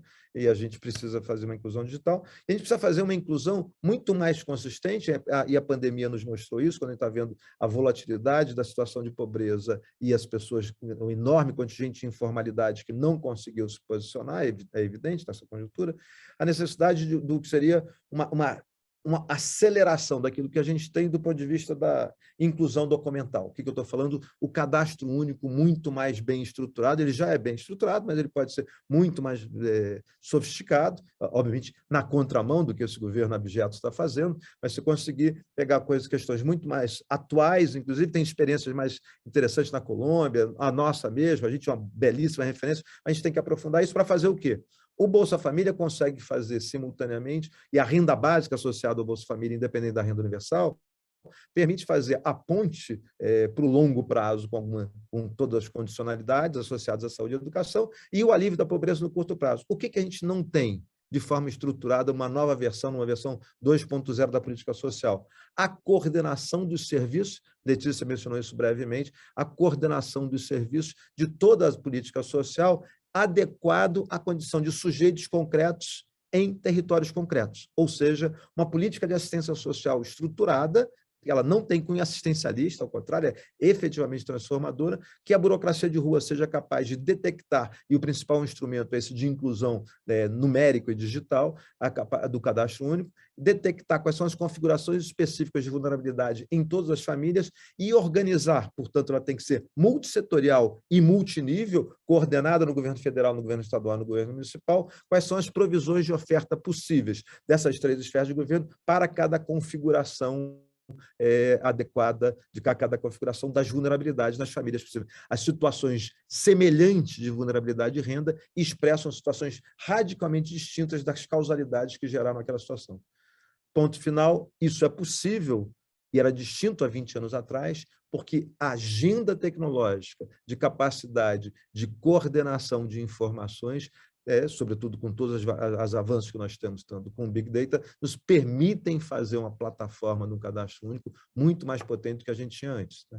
Termino uma frase, a gente precisa também fazer a inclusão bancária, isso aí o Marcelo Medeiros tem trabalhado o tempo todo, é muito importante fazer esse match aqui, ou seja, a gente pode ter uma nova versão da política social brasileira, com essa proteção não contributiva, dando conta de mudar o patamar disso na agenda de todas as esferas de governo, com a incidência nos municípios, nos estados, no governo federal. Obrigado. Valeu, Ricardo. Super obrigado também. Densidade de informação, né, que dá conta da complexidade do problema, né? O problema é complexo, a resposta tem que ser sofisticada. Obrigado por partilhar com a gente. E agora a gente abre para uma rodada aqui de perguntas para a gente fazer a bola girar. Eu estou vendo aqui que a Juliana Garcia se inscreveu para falar e o William Jefferson também está com a mãozinha levantada. Então, a Ju fala e tentar garantir uma fala de uns 3 minutos, Ju, para mais gente falar. O Juan também se inscreveu aqui. Então, bola contigo, Ju. Boa noite, pessoal. Vocês estão me ouvindo? Sim, né? Nossa, eu acho esse tema fantástico, porque ele mexe com todo o desenvolvimento do Brasil. Então, eu fiz várias anotações aqui no papel e falando, né, das coisas que vêm à cabeça, eu acho que o Brasil é um retrato dele mesmo, em várias esferas. E aí me vem à mente como no nível educacional, a gente vê as fotos, né, do que era antes e agora, pós-cota, com uma política pública direcionada, mas, ao mesmo tempo, quando eu vejo o retrato do Brasil no mundo do trabalho, me lembra muito os escravos de ganho das ilustrações do Debré, né, que os senhores mandavam os escravos para as ruas fazerem trabalhos de venda. Isso nada mais, nada menos do que a gente vê hoje, que é a informalidade. Uma das áreas da informalidade, né, que é o comércio, os ambulantes e tudo mais. Então, assim, é um retrato muito profundo e a gente precisa modificar com urgência esse cenário. É isso, o professor Hélio falou e está falado. A informalidade está quase se tornando um padrão de trabalho. Mas aí, eu acho que a gente que está se debruçando nesse assunto, eu acho que tem que avançar mais nesse sentido, que emprego não é uma forma de garantir todo o ciclo econômico. Então, acho que isso pode ser algo interessante para até quem não concorda conosco, até para quem é liberal também, entendeu? Que é a maior parte que está nas instâncias governamentais, né? Que pensa na questão mais com foco da parte rentável, né? Das coisas, para manutenção. Então, assim, por que isso tem a ver com a economia do Brasil, principalmente, assim, né? Esse diálogo? Porque eu acho que toda essa desigualdade e pobreza extrema, isso enfraquece a democracia, não em vários níveis de fome, mas também porque a gente volta a práticas que não garantem liberdade moderna que a gente está da política. Na verdade, a gente volta para lógicas coronelistas, coisas absurdas, muito horríveis, muito coloniais. Então, a gente vai voltar para níveis, como o próprio Ricardo falou, que pode voltar para práticas políticas terríveis. E eu acho que isso não é uma coisa... Pensar em proteção social não é um discurso de comunista só, mas acho que pode ser um pacto básico, né? Social e liberal, porque envolver principalmente os economistas de várias áreas, de vários ramos, porque assim, não basta só ficar de olho, rapidinho, Henrique, vou finalizar, não basta ficar de olho nos tipos de forma de resolver a questão, né? Tipo assim, as iniciativas interessantes da sociedade, como a própria, por exemplo, aqui em Caxias tem uma HAC, né, Cooperativa de Uber, daria muito mais para poder, ou seja, mesmo que a gente não volte no sistema da CLT, como a professora Letícia falou, essa síntese, né, de como a gente pode melhorar a assistência, tem cooperativas de carro, ao invés de apoiar a cooperativa de carro, não uma multinacional, que o recurso nem passa como tributo para o Estado. Então, assim, tem várias formas que, inclusive, dá para ser tributado, entendeu? Então, por isso que eu trago a questão dos economistas, principalmente liberais, porque a gente tem que convencer quem está governando que a fonte de onde vai sair vai ter retorno também. Isso nesse sentido de como a gente pode... que é possível governar com um pouquinho de assistência, né? E finalizando mesmo, o MEI... E é isso, a CLT, eu defendo muito CLT, mas é isso, não vai voltar a CLT nem tão cedo e nem sei se volta, mas nem que chegou a completar 100 anos e foi totalmente diluída, só tem 80 anos. Então, mesmo que a gente... tem formas de melhorar. Eu acho que o MEI ele é interessante, mas tem que melhorar as formas, né, de assistência social. E, para finalizar mesmo, eu acho que a gente, nesse contexto estratégico eleitoral que a gente está entrando, eu acho que eu, pelo menos, tenho muito interesse nesse tema, e acredito que muitas outras também, porque eu acho que o que passa na vida de todo mundo é comida e emprego. Duas coisas que todo mundo da sociedade do mundo faz é comer e ter emprego, no sistema capitalista. Então, assim, a gente precisa... Então, assim, não tem... Outras coisas, é claro, as necessidades básicas, mas é um tema muito fundamental. Valeu, então, Ju. E comida e emprego. E acho que falta, e só para finalizar mesmo, a gente precisa de se debruçar nesse assunto. Eu sinto que precisa disso. Senão a gente não vai encontrar solução. Tá consumindo Ju. demais. Beijo, gente. Obrigada. Obrigado. Várias coisas aí, até meio na roda você colocou, tá certíssimo. Vamos lá, só para ver aqui, tem o William, que vai estar escrito agora, depois é o Juan, e tem a Érica, que é da renda básica aqui do Rio. Só que eu queria lembrar também, Letícia, tem uma pergunta para você no chat, eu não sei se você percebeu, É uma pergunta sobre transferência não contributiva, então é uma pergunta especificamente para ti. Mas vamos lá, o William, só vou pedir para fazer também o mais curtinho, para mais gente falar, depois o Juan. Tá bom. Então, gente, boa tarde, noite, né? Meu nome é William, né? Eu sou daqui de Magé, e eu queria falar muito um pouquinho sobre esse assunto da agricultura familiar que o Wesley levantou, porque eu trabalhei durante um ano, né, no Centro de Pesquisa e Treinamento de Agricultura aqui na minha cidade, e acho que é muito interessante se debruçar sobre esse assunto, porque, de fato, é uma maneira muito importante para a gente também resolver esse problema de trabalho, porque quando a gente fala de Baixada Fluminense, a gente tem que lembrar que a gente está falando de territórios que muitas das suas vezes são rurais, Magé é um território muito rural, Caxias mesmo, que muitas vezes lida com metrópole, tem grande parte do seu território tanto ruralizado quanto muito importante para a produção. E vem uns assuntos que eu acho interessante a gente se debruçar, porque estamos falando aqui sobre candidatos, né, a candidaturas a deputado estadual e tudo mais. E aí, dentro dessa minha vivência com agricultura familiar e treinamento de pessoas, isso me veio muito algumas coisas que acredito que pode ser interessante a gente trabalhar como políticas públicas, né, como leis e tudo mais. Porque a gente sabe que o grande problema que a produção familiar tem é o começar, né? Porque muitos dos grandes dos produtores familiares são muito pequenos. E por mais que eles tenham terras razoavelmente grandes, eles não têm equipamento para isso, né?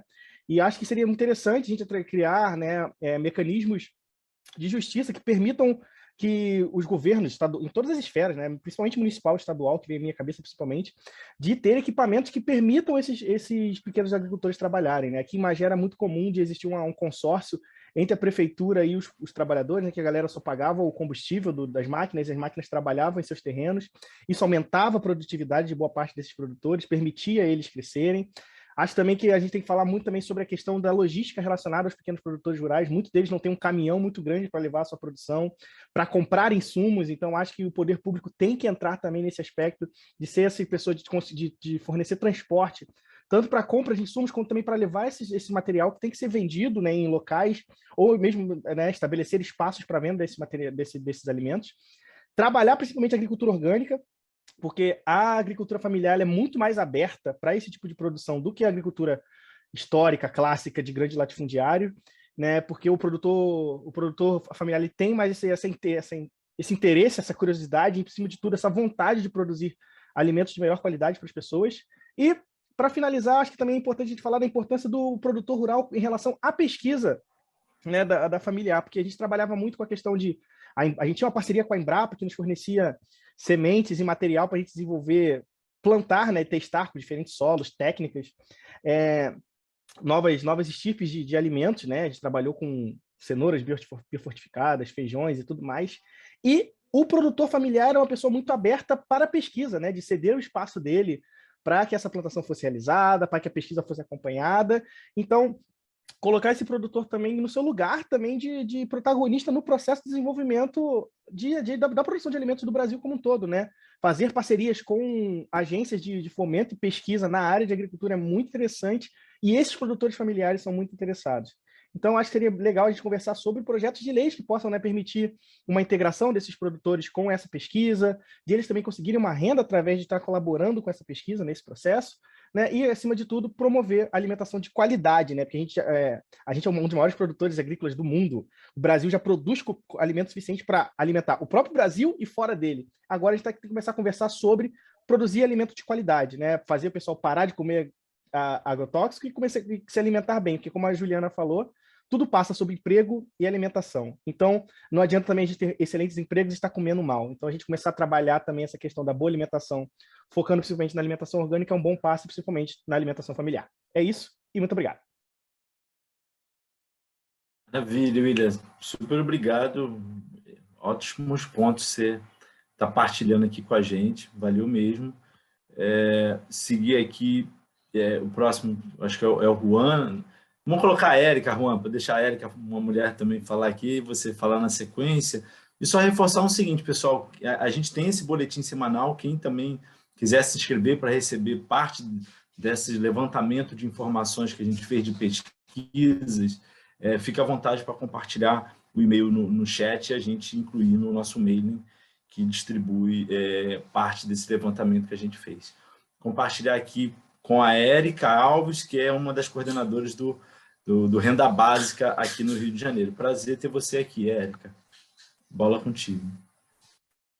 Oi, Henrique. Boa tarde a todos. Um prazer.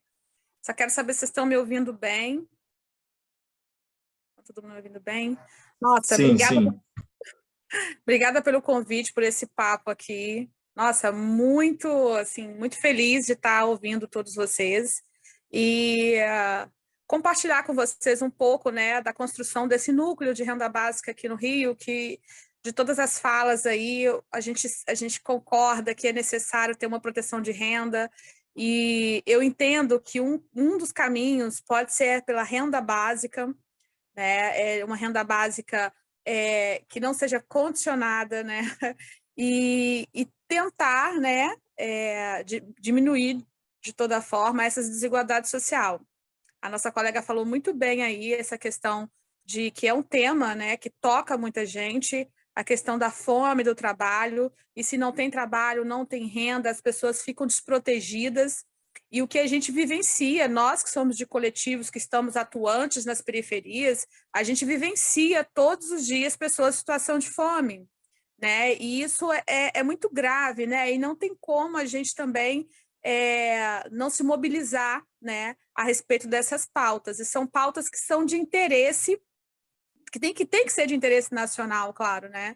E hoje, tentando organizar o núcleo é justamente para juntar toda essa galera que pensa sobre isso, que entende que isso é algo que é necessário. A gente não tem outra via se não for pensar em alguma política pública de proteção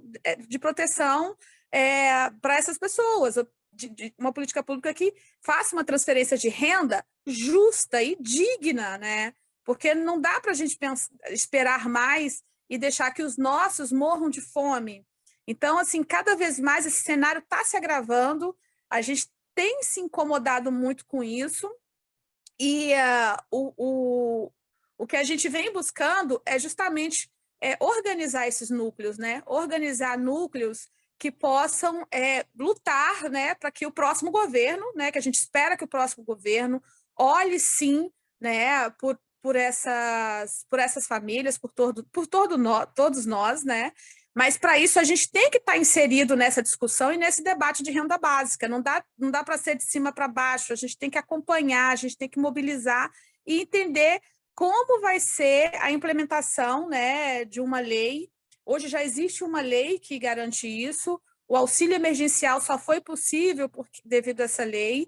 A gente viu no auxílio emergencial que o quanto, né, no período que as famílias estavam recebendo auxílio emergencial, o quanto essas famílias puderam ter acesso à alimentação, né, para ficar em casa.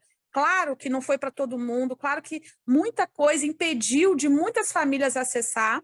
Quando eu escutei falar sobre a questão da tecnologia, a gente sabe que a tecnologia, com todos esses avanços, né, muitas famílias acabam não tendo acesso, né, a plataformas, a formas de receber essa renda, e é algo que tem que ser desenhado, pensado, e tem que ser algo que realmente atenda todas as pessoas de forma individual, que é o que nós da renda básica defendemos, que todo brasileiro deve ter direito a uma renda básica, né?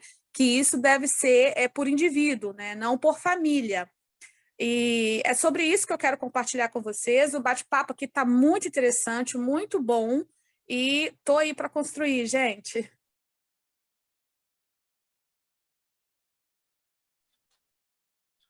Muito obrigado, Érica. E eu acho que é assim que a gente vai ampliando esse debate, buscando jogar a luz sobre diversos desafios que a gente tem. A palavra está com o Juan. Eu não sei se tem mais alguma outra pessoa inscrita. Eu vou pedir para quem quiser fazer uma fala, se inscrever aqui durante a fala do Juan, para a gente começar a fazer uma rodada final de comentários. Aí a gente vai começar com o professor Hélio. Eu acho que a Laura já teve que sair, a gente vai abrir a rodada com o professor Hélio. Então, quem tiver mais algum ponto de inscrição, escrever durante a fala do Juan. Juan, contigo. Certo. Boa noite, pessoal. Consegue me ouvir bem? Beleza. Boa noite, gente. O Ricardo disse aqui sobre a evasão escolar, né, no ensino médio.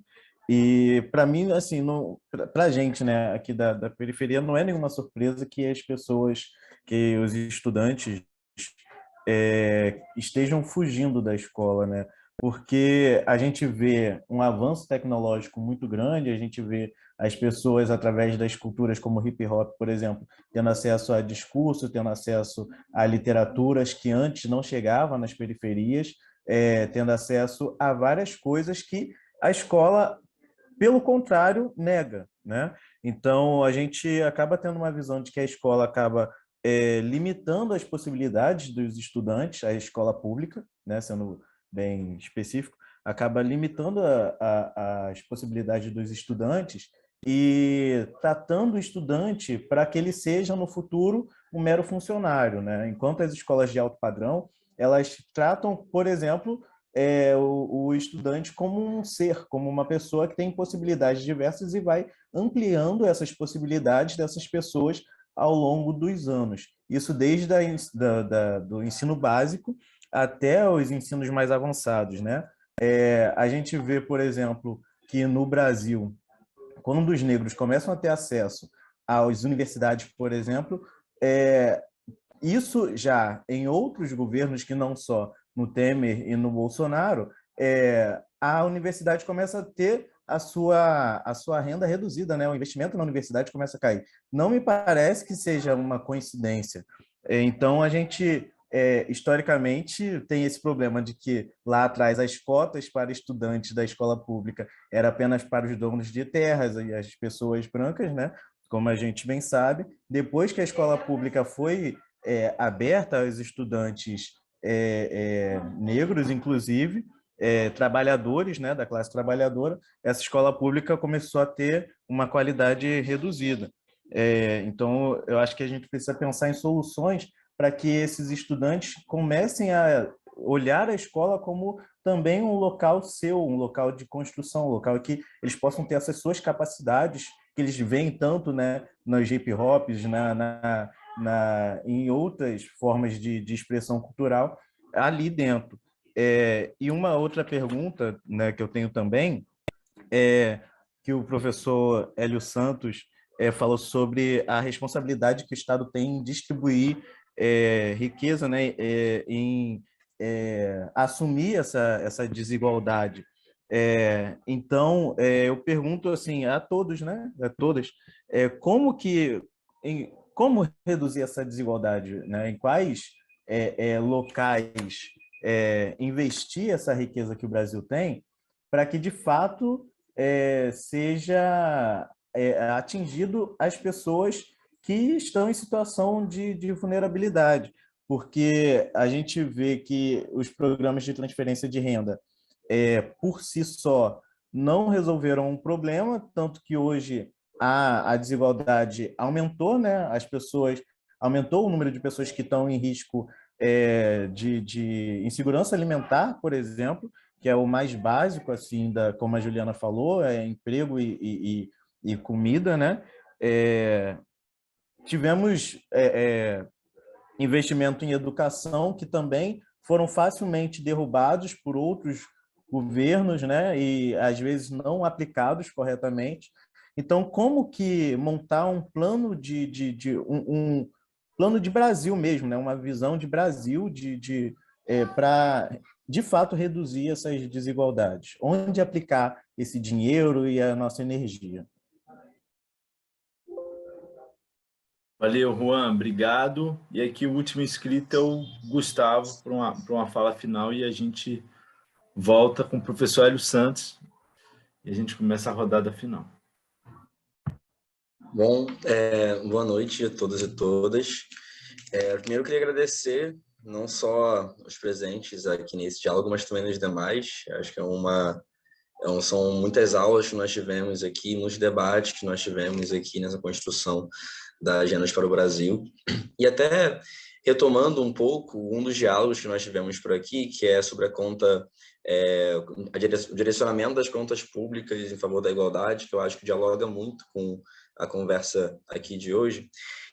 Lá a gente discutiu muito sobre falar sobre o combate à pobreza no sentido de utilizar esse objetivo enquanto a principal bandeira da política pública, né? Em vez de a gente pensarmos somente para onde vai o recurso orçamentário, para qual programa ele vai, mas entender o orçamento enquanto algo que está vinculado a um objetivo em específico e entendendo as demandas do Brasil já de 2022, mas pensando no governo a partir de 2023, seja em escala federal, seja nos estados, a redução da pobreza e redução da miséria e melhoria da condição de trabalho, de redução do desemprego, precisam ser diretrizes para qualquer governo minimamente conectado com as demandas da população no próximo ano.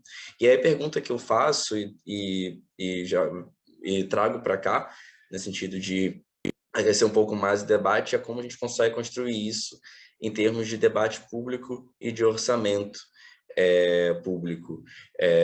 Pensando, inclusive, que políticas de transferência de renda básica, também vão entrar na discussão orçamentária para o próximo ano, que já, a nível federal, principalmente, já passa por uma discussão anterior, que é de reorganização do orçamento, do Poder Executivo rever parte do orçamento que perde o controle. E aí, pensando, inclusive, já trazendo um pouco o que o Wesley trouxe sobre o governo dos estaduais, entender que existe um papel, ele foi muito sincero quando trouxe, enquanto deputado estadual é possível a gente caminhar para cá, mas é importante ter o Poder Executivo enquanto vetor de diálogo e de realização das políticas públicas, como a gente pensar também nessa transferência de renda, mas principalmente nas políticas de renda básica, olhando também para os governos estaduais, claro que de acordo com as necessidades de cada estado. Então, fica essas duas perguntas e contribuições por aqui, e mais uma vez agradecendo essa série de diálogos que nós tivemos até então por aqui. Valeu, Gustavo. Ótimo ponto aí para essa rodada final. A gente vai abrir a rodada com o Hélio. Eu tinha feito uma sugestão de inverter a ordem, mas como a gente vai começar com o Hélio, eu acho que é melhor repetir a ordem, né? A Laura e a Ju precisaram sair, então a gente faz Hélio, depois Letícia, Wesley e Ricardo. Tudo bem? Acho que a gente tem um tempo aqui que daria aqui para uns 5 minutos, né, de rodada final com vocês, e aí a gente fecha aqui dentro das 7, mas abrindo agora com o professor Hélio. Bom, só conferir que o Hélio... Opa! Vamos lá, professor. Eu queria fazer uma rodada direto, sabe? Eu vou agradecer o convite do Núcleo Sumaúma, ouvi tudo, sabe? Estou participando de 2 reuniões, a do Cedra e essa aqui, mas eu ouvi o que todo mundo falou, o que o William, o Gustavo, o Juan, e eu só pude ouvir, mas a ideia minha se você percebeu, Henrique, quando eu brinquei dizendo que nós temos que combinar com os russos, que é a questão da vontade política. Nós temos aqui na sala 3 candidatos, né? Nós temos aqui o Wesley Teixeira, a Laura Cito e a Jo Cavalcante. O que nós precisamos é de eleger essas nossas bancadas, sabe? Porque a gente pode, inclusive, levar a eleição, mas é fundamental que nós tenhamos um poder legislativo com esse componente de modernização, que eu chamo de modernização regeneradora. Assumir que nós somos um país enfermo. A medicina ensina isso. Você não cura uma doença se você não assumir que ela existe. O Brasil é um país historicamente enfermo, né? O Brasil é um país extremamente rico, né? E extremamente desigual. Então, a gente pode ter as ideias, Ricardo, mas é fundamental que a gente tenha também um know-how, um modelo, né? E que tenhamos também pessoas eleitas, né, comprometidas. Então, eu gostaria que cada um, nas suas respectivas bases, aí no Rio, em Pernambuco, eu não sei a Laura de que estado é, a Laura Cito. Rio Grande do Sul. Rio Grande do Sul. Bom, o pessoal os gaúchos não brigam em serviço. Então, eu acho que a Laura está bem. Espero que o Wesley e também a Jola em Pernambuco, que todos saiam bem, né? São todos amigos meus. Essa é a mensagem que eu dou. Eu agradeço a oportunidade de estar aqui com vocês. Um grande abraço. Muito obrigado. Um abraço para todos vocês. Obrigado, professor. Valeu mesmo. Vamos seguir na rodada. Letícia, com você aí, seus 5 minutos na Vamos rodada lá, final. 5 minutos. Eu acho que a gente sempre mira longe, mas é muito importante que a gente saiba onde quer chegar, mas que a gente entenda que há um caminho a seguir, né? E todo mundo que está na vida pública, que participa, seja no executivo, seja no legislativo, sabe que o embate é árduo, né? E aí eu quero tentar enganchar todas as perguntas. Na verdade, todas as questões sobre renda básica ou renda focalizada. Nós somos um país muito desigual, né? Nós somos um país profundamente desigual, dos mais desiguais do mundo. E nós somos um país com nível, hoje, absurdo de pobreza. Hoje, nem o direito à renda aos mais pobres está garantido. Nem isso. Está ali na Constituição, e Clara fez essa pergunta, está na Constituição que tem direito a uma renda básica familiar, está desde o ano passado, vírgula, conforme legislação orçamentária e financeira. E o Poder Executivo interpreta que, não havendo orçamento, como fere legislação orçamentária e financeira, não é obrigatório. Certo? Então, é essa seara. O direito à assistência é universal na Constituição. Vai num CRAS com algum problema que requer um acompanhamento psicológico e vê se você necessariamente vai conseguir. Não vai. Então, debater renda básica ou renda focalizada não são assuntos antagônicos. Podem fazer parte do mesmo percurso, certo?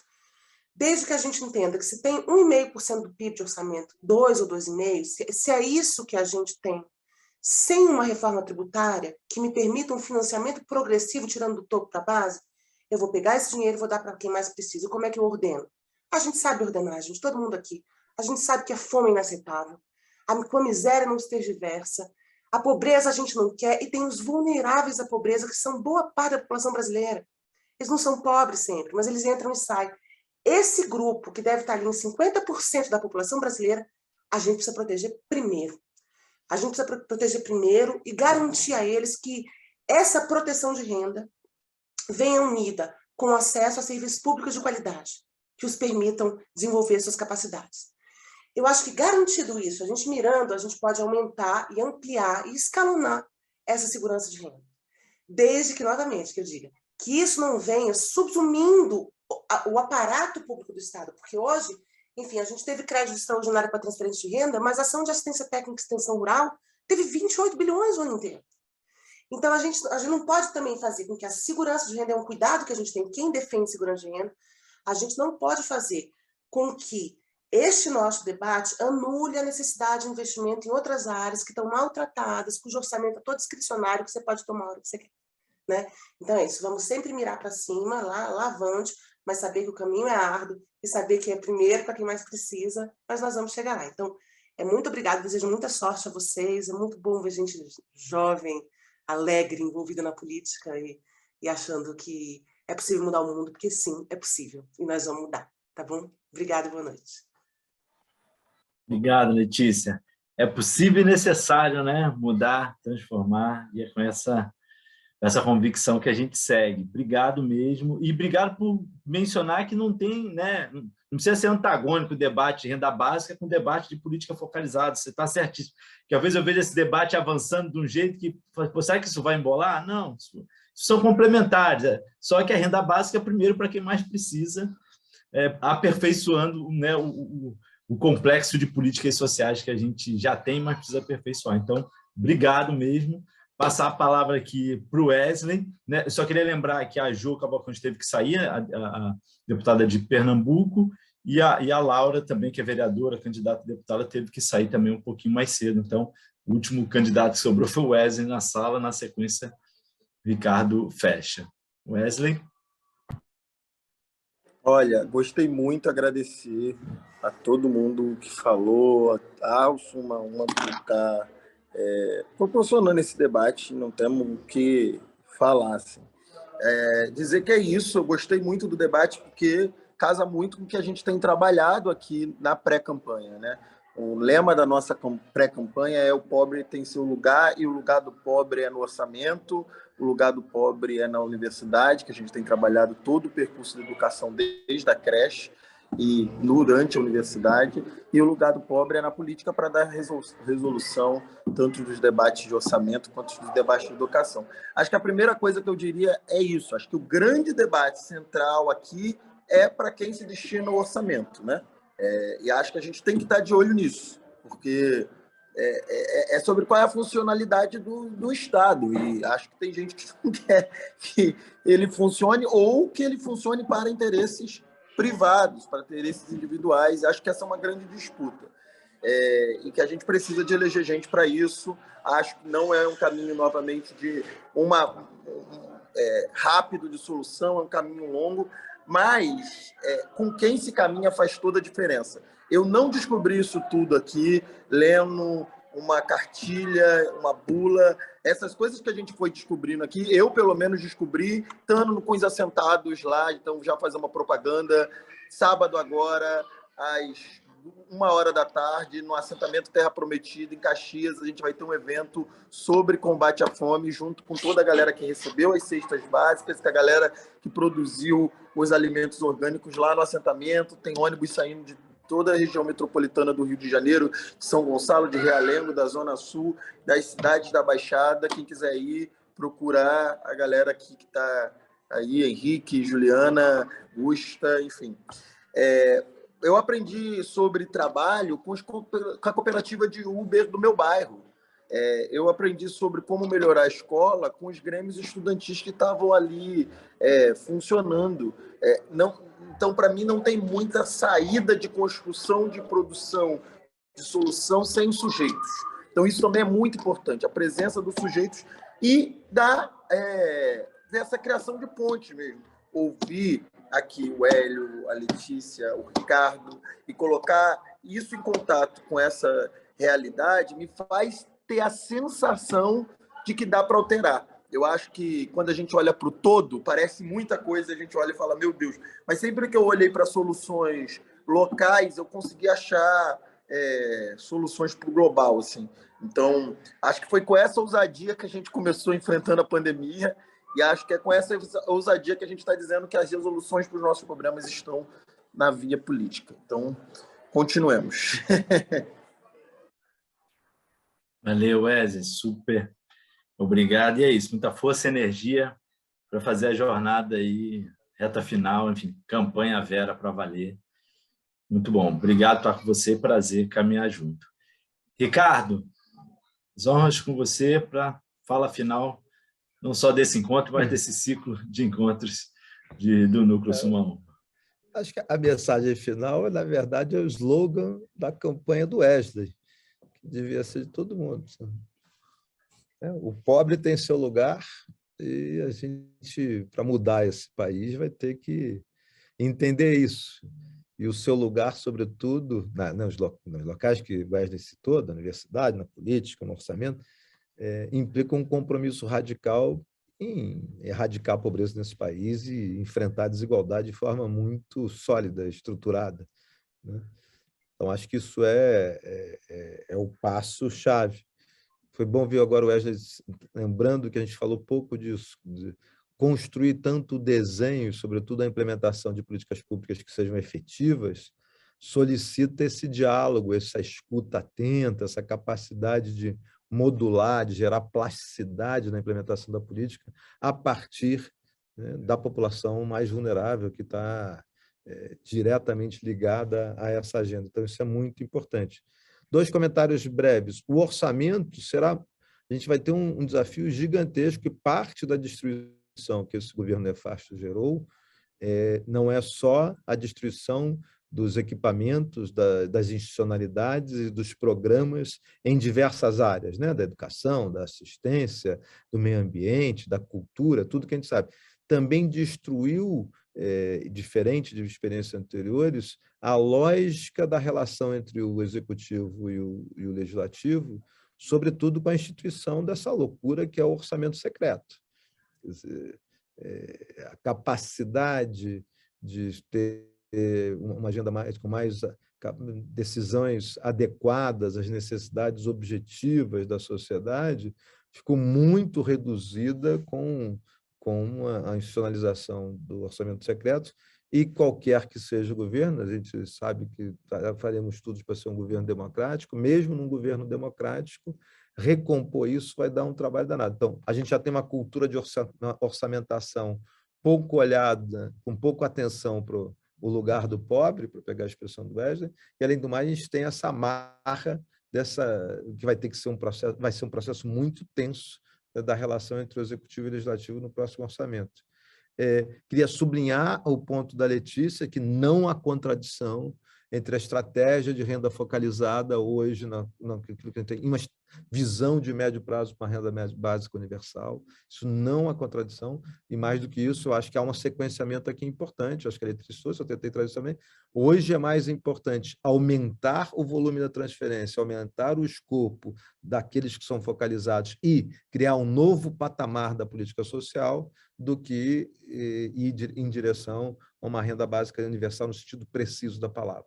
Tá? A gente pode discutir isso, mas o que mais importa é que não há nenhuma contradição.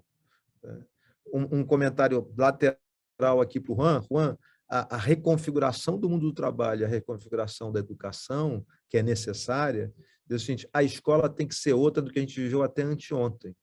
Tá? As escolas que são particulares não estão conseguindo fazer esse desenvolvimento pleno dos estudantes. Tá?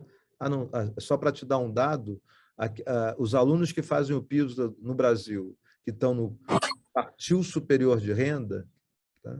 Eles têm uma performance abaixo, entre o terceiro e quarto quartil da média, performance em termos de aprendizagem, desempenho, abaixo entre o terceiro e quarto quartil da média do OCDE e abaixo de quase uma parte de toda a fronteira dos países abaixo do quarto quartil, ou seja, os mais ricos são piores em desempenho no Brasil do que os mais pobres de uma quantidade enorme de países que a gente pode ver. Basicamente, é o seguinte: primeiro, que a ideia de escola privada tem que mudar, o ticket básico é muito baixo, então a gente tem que redefinir, e a minha provocação, só para identificar, é o seguinte: a mão de obra do futuro, para a gente pegar a palavra mão de obra, não será a mão de obra alienada.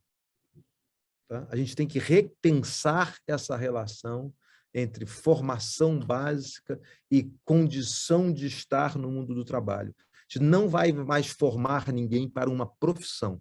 A gente vai formar, para algumas profissões, certamente, mas duradoura a vida inteira para a sua profissão. A gente precisa formar as pessoas de um jeito muito crítico, muito reflexivo, para serem capazes de aprender ao longo da vida como um todo, gerar adaptabilidade. A gente precisa fazer uma real transformação estrutural, se vocês quiserem usar a palavra revolução aqui, ela cabe na educação. Tá? E aí a gente precisa fazer isso de forma absolutamente referenciada na ideia de equidade. Tá? Não vai dar mais para pensar qualidade na educação pública brasileira se não for qualidade para todo mundo. E não dá por um imperativo moral e categórico, qualidade deve ser para todos, mas também porque, se não for assim, o Brasil vai ficar fora da inserção internacional. A gente vai ficar periférico do ponto de vista estrutural na sociedade do conhecimento. Então, estou só querendo terminar aqui, Henrique, com a ideia que acho que junta várias coisas. Por que a gente precisa de uma política social muito mais moderna, muito mais adequada aos desafios da desigualdade e, sobretudo, pobreza extrema e pobreza relativa que a gente tem, mas também a gente precisa de uma política educacional muito mais moderna que a gente teve. Ou seja, a disjuntiva que se abre no cenário atual, e os deputados nos estados vão ser fundamentais, os deputados no governo, na União vão ser fundamentais, mas mesmo que a gente vá em direção à democracia, nada está dado que a gente vai conseguir fazer as mudanças estruturais que a gente precisa fazer.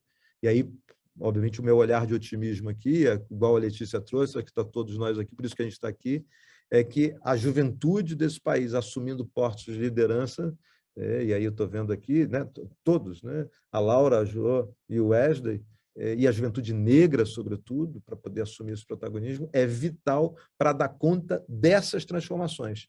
Um único alerta: o diapasão disso, a lente disso, não é a lente que a gente tinha 20 anos atrás. Isso mudou de forma estrutural. A gente precisa da energia da juventude e de uma lente adequada a esse desafio contemporâneo. As mudanças são estruturais, elas não são só da conjuntura. E a gente está vivendo esse problema grave, que a nossa conjuntura é de uma enorme retrocesso, negatividade, e a mudança estrutural é muito acelerada. A gente não está numa boa quadratura do ponto de vista do momento de transformação que a gente precisa fazer. Mas a potência passa pela política e passa por vocês. Wesley, que está aqui, Laura e Jô, que tiveram, e todos os outros que participaram do ciclo Suma Uma aí. Abraços e beijos. Valeu, Ricardo. Então, acho que a gente fecha muito excelente. Acho que a única coisa que eu tenho para dizer é obrigado. Obrigado mesmo. Obrigado, Ricardo. Obrigado, Letícia. Obrigado, Hélio, Wesley, Jô e Laura. Agradecer todo mundo que está aqui presente nesse encontro de hoje. Aproveito aqui para agradecer toda a turma do Núcleo Suma Uma, né, a galera do Grupo de Constituição, está aqui, Neca, o próprio Ricardo, a Mária Almeida, e o núcleo que toca ali no cotidiano, Zé, Manu, Roberto, Gustavo, Germana, Juliana e Monique, que também estão aqui. Então, acho que a gente veio numa jornada nessas últimas 6 semanas, nos diálogos, na agregação dos conteúdos, na disponibilização disso no site Suma Uma. É isso, é rumo às eleições. Acho que a grande tarefa de ocupar espaço de poder, ocupar espaço no legislativo, na bancada, é a tarefa, né? Ter uma bancada né, do voto antirracista tendo peso eleitoral nessa eleição vai ser fundamental, e é com isso que a gente segue comprometido aqui nesse ciclo. Então, um abraço aí para todo mundo, e é isso, vamos para a eleição agora e a gente segue no trilho. Tchau para todo mundo.